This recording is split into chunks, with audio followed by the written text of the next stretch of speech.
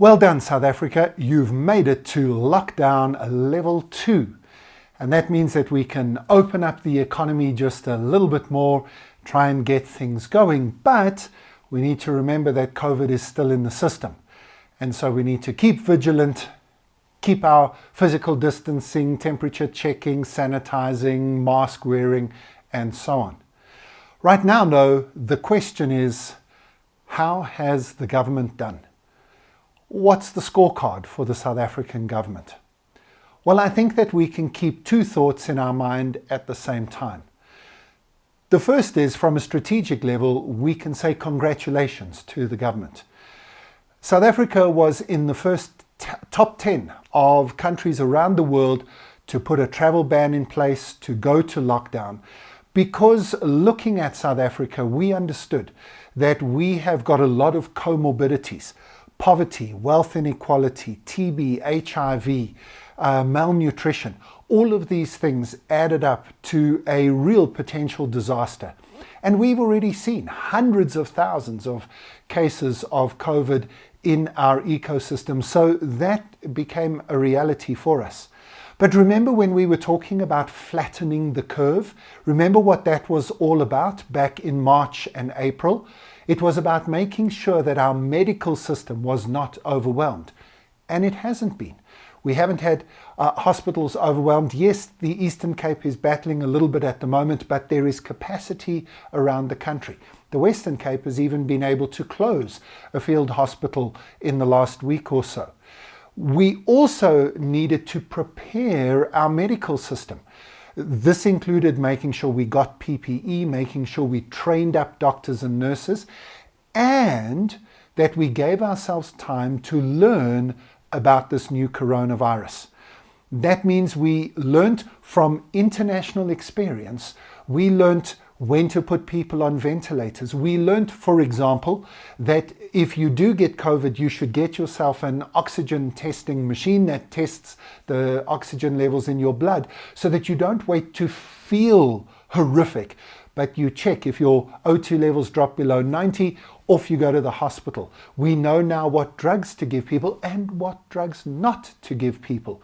So we end up here in August 2020 with one of the lowest death rates in the world compared to the number of infections in our community.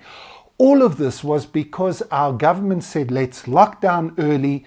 Let's make sure that we strategically prepare our medical system. Let's make sure we learn as much as possible and listen to the scientists when it comes to the medical information.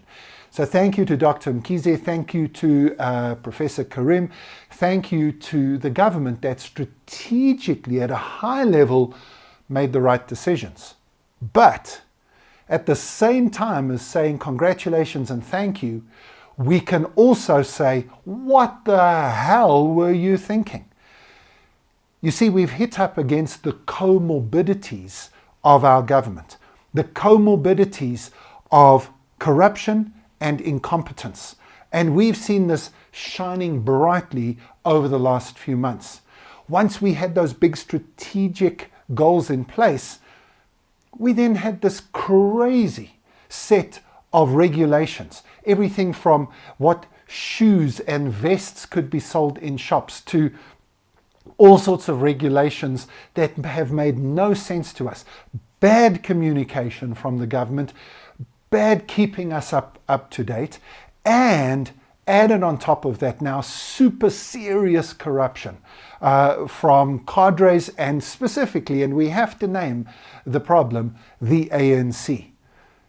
We can say congratulations and sort yourself out at the same time.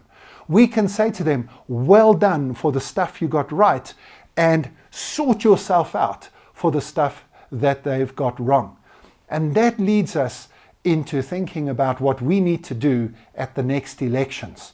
We need to think about whether just having a few good strategic thinkers in a few of the portfolios is good enough, or whether we need a government that is not filled with corruption and incompetence all the way through.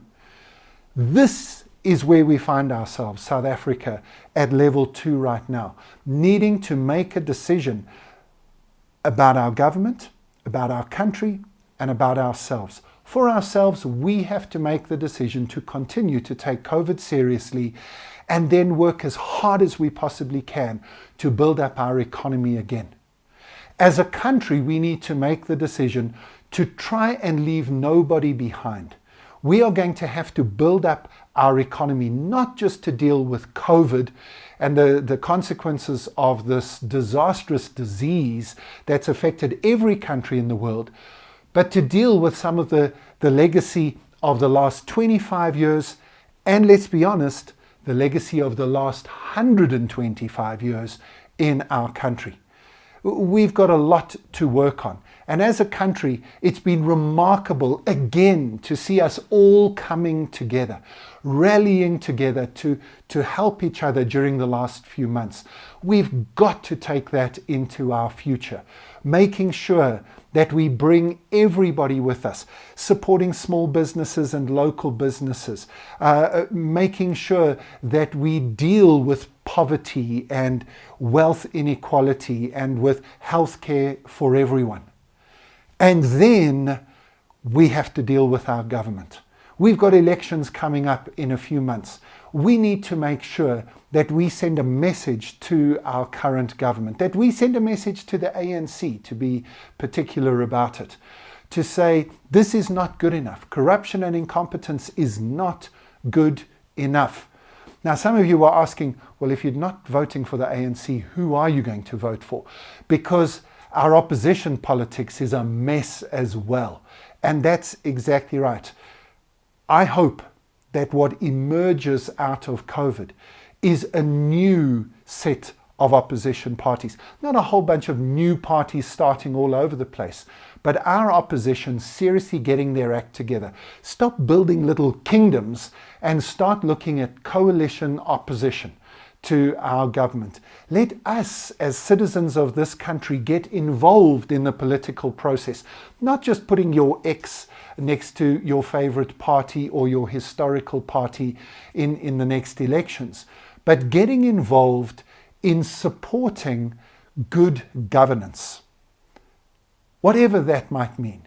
For those of you who are in the ANC, get involved. Make sure that you rid the ANC of corruption and bring it to a point where it can be part of a government that builds a successful South Africa in the future. We might be at level 2 of our COVID response. We're not even halfway through the response that we need in order to rebuild our country. There's a lot of work to do. We're South Africans. We can get it done.